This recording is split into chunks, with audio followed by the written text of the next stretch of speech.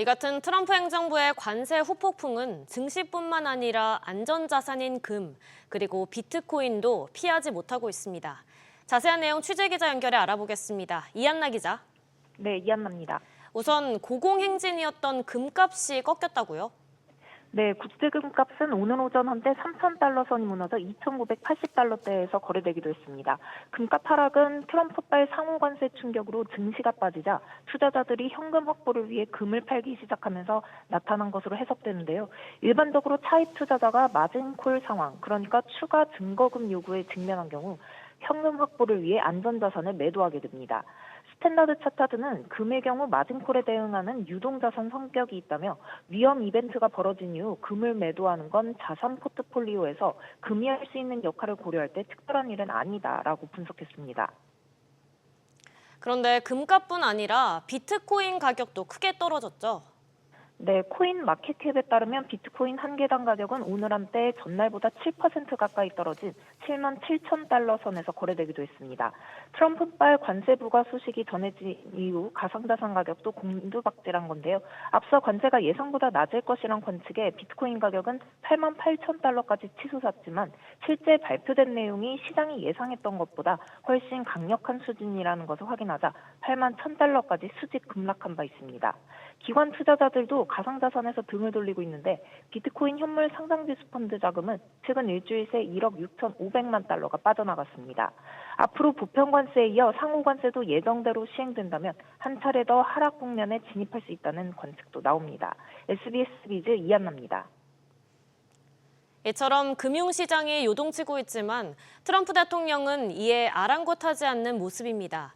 관세 정책을 굽히지 않을 거라고 강조하면서 특히 중국과는 치킨 게임을 시사했는데요. 김성훈 기자. 네, 김성훈입니다. 트럼프 대통령이 중국에 대해서 강대강 대응을 선언했다고요? 네, 트럼프 대통령은 현지 시간 6일 대중국 무역 적자가 해결되지 않는 한 협상은 없다고 못 박았습니다.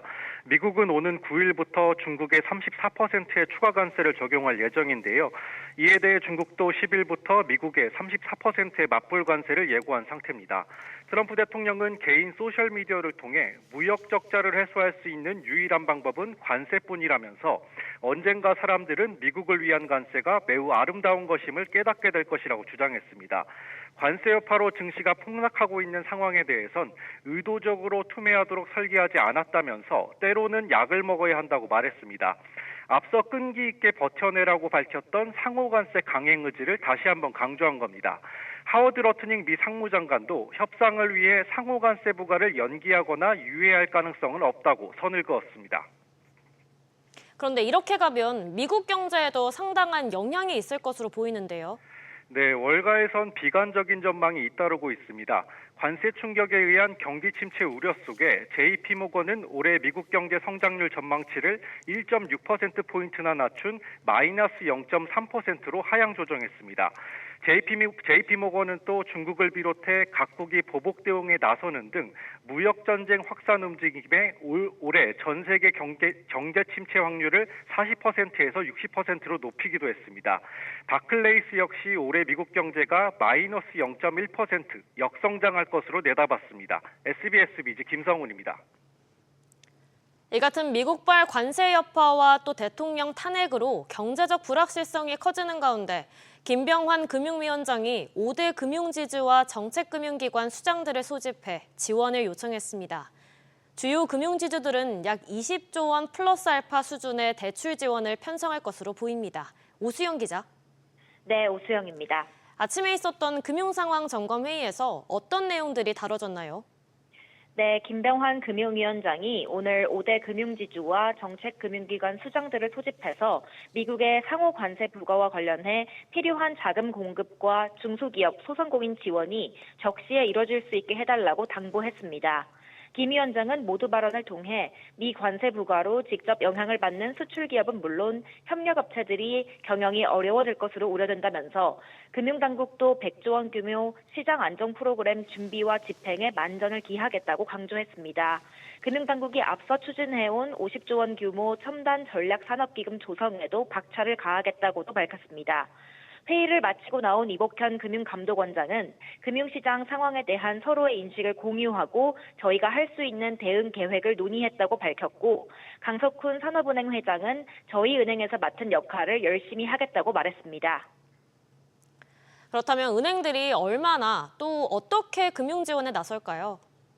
네, 5대 금융지주의 지원 규모를 다 합하면 20조 원 플러스 알파가 될 전망입니다.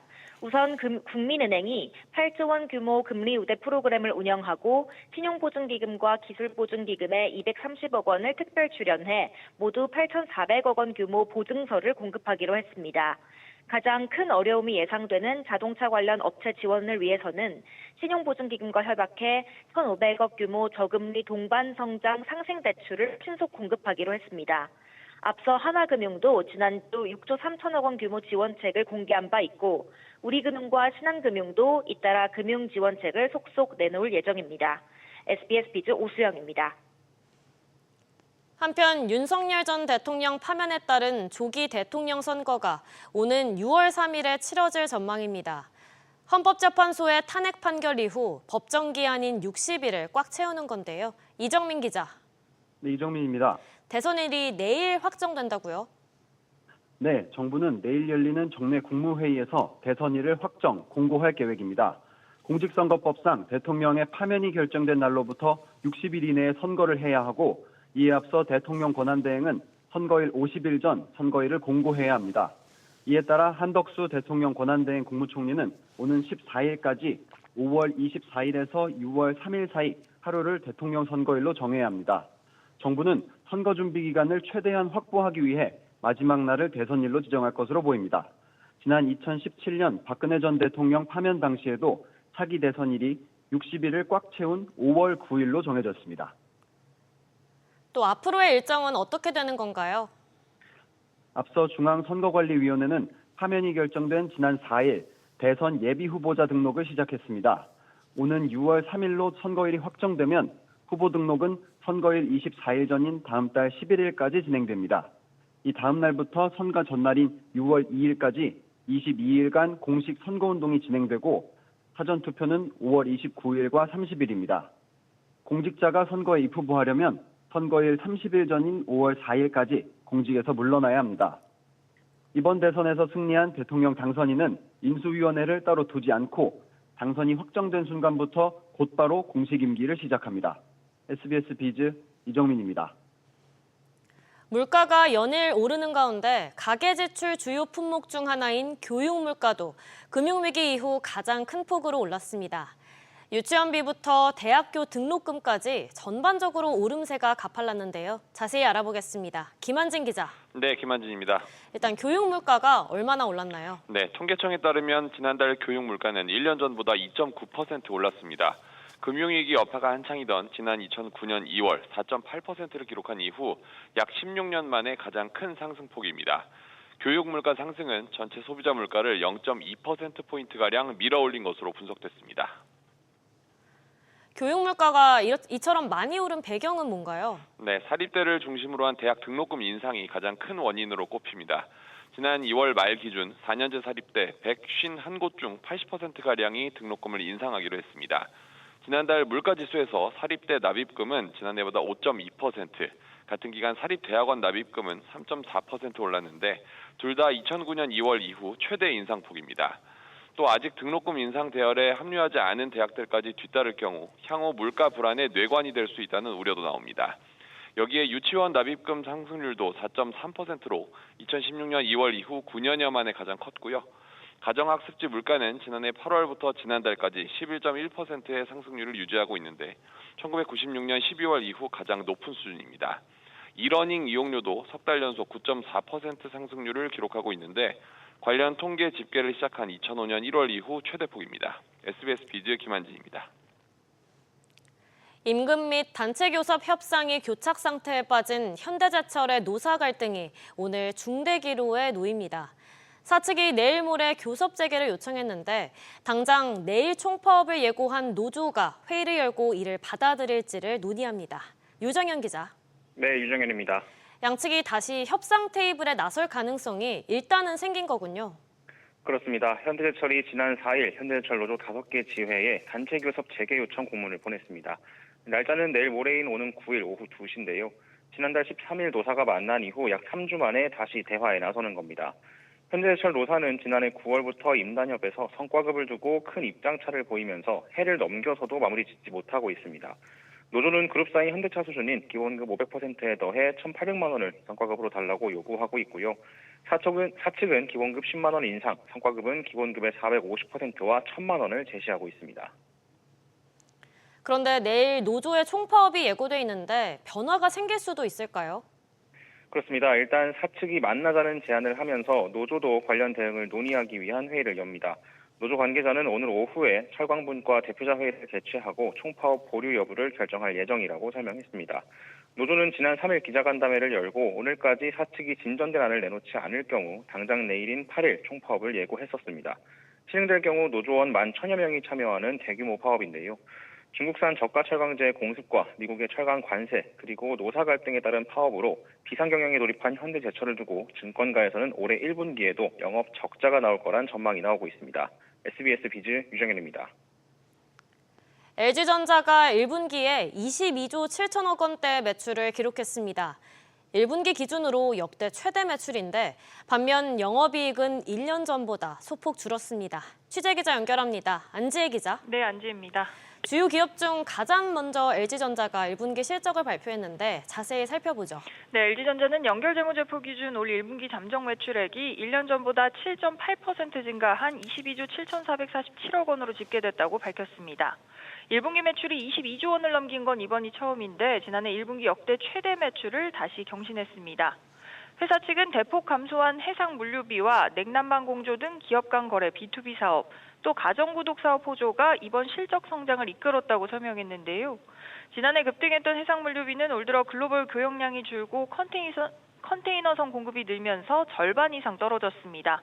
다만 같은 기간 영업이익은 5.7% 감소한 1조 2,590억 원을 기록하면서 시장 컨센서스에 부합하는 데 그쳤습니다. 미국발 관세 전쟁으로 불확실성이 커지면서 수익성 개선에는 제약이 있었던 것으로 풀이됩니다. 다른 기업들의 전망은 어떻습니까? 네, 기업별로 희비가 갈릴 것으로 보입니다. 우선 내일 1분기 실적을 내놓는 삼성전자의 경우 영업이익이 1년 전보다 25% 줄었을 것으로 전망됩니다.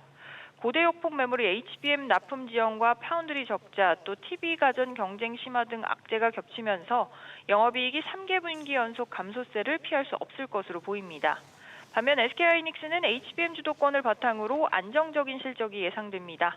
잠정 실적 없이 이달 말에 바로 확정 실적을 내놓을 예정인데 영업이익이 1년 전보다 130% 가까이 증가한 6조 5천억 원대로 전망됩니다. SBS 비즈 안지혜입니다. 지난주 키움증권의 주식거래 주문 체결이 이틀간 지연되는 일이 있었죠. 미국의 상호관세부터 또 우리나라 대통령 파면 선고까지 가뜩이나 변동성이 큰 가운데 주식거래까지 지연되면서 투자자들의 혼란이 컸는데요. 관련해서 취재기자 연결해 자세히 알아보겠습니다. 신성우 기자. 네, 신성우입니다. 키움증권에서 지금은 거래가 잘 이루어지고 있나요? 네, 변동성이 큰 장 초반이지만 키움증권에 따르면 거래는 문제없이 이뤄지고 있습니다. 키움증권은 주말 사이 시스템 점검을 진행했고 이를 통해 이상이 없음을 최종 확인했다고 밝혔는데요. 또 서버를 예의주시하고 있다고 설명했습니다. 키움증권에 따르면 지난주 주문 체결 지연 사태의 원인은 주문 폭주로 인한 접속 서버 병목 현상인데요. 시스템 점검을 통해 문제를 해결했다고는 하지만 주문이 단기간에 몰릴 수 있는 최근 장 상황상 같은 문제가 반복될 수 있다는 우려도 제기됩니다. 그렇다면 피해를 입은 투자자들에 대한 보상은 어떻게 되나요? 네, 우선 키움증권은 오는 11일까지 보상 신청을 받고 주문 지연 등으로 손실이 발생한 경우에 대해 보상하기로 했습니다. 신청은 키움증권 홈페이지에서 할 수 있고요. 접수 후 조사를 거쳐 보상 금액이 있을 시에는 증권 계좌로 입금 처리될 예정입니다. 전산이나 전화 기록이 남아있는 주문건에 한해서만 보상이 이루어지는데요. 전산, 전화 기록 발생 시점의 주문 가격과 장애 복구 시점의 가격에 대한 차액을 보상합니다. 보상은 매도, 환매수, 전매도, 정정 등에 대해서만 가능하며 신규 매수 주문에 대한 기회비용은 보상하지 않고요. 또한 손실이 발생한 경우에만 해당되며 이익이 발생된 경우는 포함되지 않습니다. SBS 비즈 신성호입니다. 미래에셋증권이 테슬라 주식을 담보로 한 신규 대출을 다시 재개했습니다. 앞서 박현주 미래에셋 회장이 국내 투자자들이 테슬라에 과도하게 쏠리고 있다고 밝히며 대출길이 막힌 뒤 한 달 반 만입니다. 이민우 기자. 네, 이민우입니다. 미래에셋증권의 테슬라 주식담보대출 언제부터 다시 시작됐죠? 네, 미래에셋증권은 지난 3일부터 미국 나스닥에 상장된 테슬라의 종목군을 F군에서 D군으로 올리면서 대출길을 열었는데요.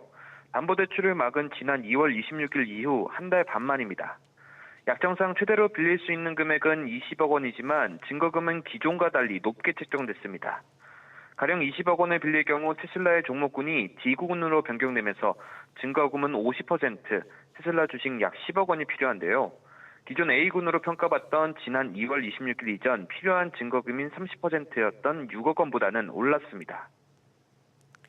그런데 테슬라 주식을 담보로 돈을 빌린 투자자들의 한숨이 최근 커지고 있죠. 그렇습니다. 다시 대출길을 연 지난 3일 기준으로 테슬라 주가는 267달러를 기록했습니다. 테슬라를 이끄는 일론 머스크 CEO가 도널드 트럼프 미국 대통령의 신임을 받으면서 테슬라 주가는 지난해 12월 17일 479.86달러로 최고점을 찍은 바 있는데요. 이후 미래에셋증권이 대출길을 막았던 지난 2월 26일에 290달러로 급락한 뒤 좀처럼 회복하지 못하고 있습니다. 당시 박현주 미래에셋증권 회장은 국내 투자자들이 테슬라와 특정 테마주에 과도하게 쏠리고 있다며 포트폴리오를 분산할 필요가 있다고 강조했는데요. 실제로 테슬라의 국내 보관 금액은 지난 3일 기준 약 177억 8,100억 달러, 우리 돈 26조 원으로 해외 주식 중 1위를 차지하면서 국내 투자자들 쏠림 현상은 지속되고 있습니다. 미래에셋증권 관계자는 이번 주담대 재개 조치에 대해 만기 연장권 등에 대한 진행을 위해 테슬라를 대출 가능 종목군으로 변경했다고 밝혔습니다. SBS 비즈 이민우입니다. 사상 최대인 16조 4천억 원. 지난해 4대 금융이 거둔 순리 규모입니다. 또 토스뱅크가 첫 연간 흑자를 달성하고 K뱅크가 순이익을 10배 키우는 등 인터넷 은행 역시 역대 최대 실적 행진을 보여줬는데요. 하지만 은행권의 정기 공채 규모는 줄었습니다. 자세한 내용 취재기자 연결해 알아보겠습니다. 이한승 기자. 네, 이한승입니다. 은행들이 돈을 많이 벌었으면 채용 규모도 그만큼 늘려야 하는 거 아닌가요? 네, 맞는 말씀이지만 그렇지 못했습니다. 신한은행과 우리은행, 하나은행은 지난해 정기 공채 인원이 1년 전보다 줄었습니다. 신한은행은 당초 목표의 3분의 2 수준에 불과했고 우리은행, 하나은행도 채용 목표를 채우지도 못했습니다.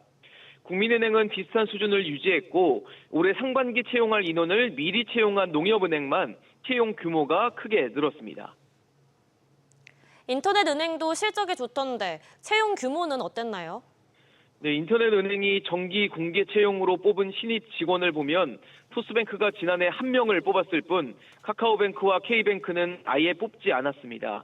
이에 대해 인터넷 은행들은 요즘 채용 트렌드가 대규모 정기 공채가 아닌 수시 채용이라며 채용형 인턴 제도나 경력 채용으로 뽑았다고 설명했습니다. 지난해 카카오뱅크와 토스뱅크가 각각 200여 명, K뱅크가 100여 명의 경력 직원을 채용했습니다. 하지만 채용형 인턴의 경우 정규직 전환이 안 되기도 하고 신입이 되지 않으면 경력을 쌓을 수도 없습니다. 역대급 실적 행진을 이어가고 있는 금융권이 고용 면에서도 눈에 띄는 행보를 보여줘야 한다는 지적입니다. SBS 비즈 이한승입니다. 반면 수익성 악화로 고전하고 있는 저축은행들은 생존을 위해 구조조정에 속도를 내고 있습니다. 총 자산 규모 10위 안에 드는 대형 저축은행들도 지난 한 해 동안 임직원과 점포 수를 대거 줄인 것으로 나타났습니다. 정동진 기자. 네, 정동진입니다. 10대 저축은행들이 지난 한 해 동안 임직원 수를 얼마나 줄였나요? 네, 총 213명 줄였습니다. OK가 67명, 페퍼가 42명 줄였으며 웰컴과 에큐온이 그 뒤를 잇습니다. 총자산 규모 기준 10대 저축은행 가운데 9곳이 임직원 수를 줄였는데요. 9곳 중 7곳은 지난 2023년부터 2년 연속 임직원 수를 줄였습니다. 10대 저축은행 중 5곳에서는 총 8개의 점포를 정리하기도 했는데요. SBI에서 3곳, OK에서 2곳을 각각 줄였으며 페퍼와 신한, 상상인저축은행이 점포를 하나씩 정리했습니다.